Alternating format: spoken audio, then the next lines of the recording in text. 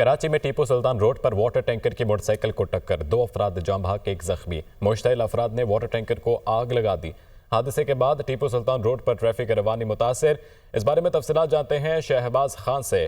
शहबाज, आगाह कीजिएगा।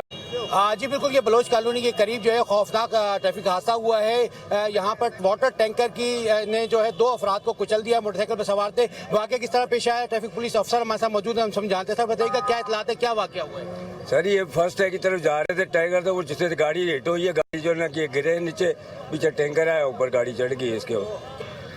जी बिल्कुल, इस वक्त जाए वक़्फ़ों पर रेस्क्यू के इदारे मौजूद हैं और यहाँ पर 2 अफराद जो जांबाग एक ही मोटरसाइकिल में बताए जा रहे थे, वो दोनों मौके पर जांबाग हो गए, जिनकी लाशों को जो है वो अस्पताल मुंतकिल कर दिया गया। जबकि एक दूसरी बाइक पे एक शख्स था जो कि शदीद जख्मी हुआ है, उससे भी अस्पताल मुंतकिल कर दिया गया। अगर मेरे कैमरामैन आपको दिखा सकें तो वो वाटर टैंकर है जो कि इतनी दूर जाके जो है उसने ब्रेक लगाया है और इब्तदाई तौर पर ये बताया जा रहा है कि वाटर टैंकर का जो ड्राइवर है वो मौके से फरार हो गया है, लेकिन इस पर भी मतजाद इतलात अभी तक आ रही हैं।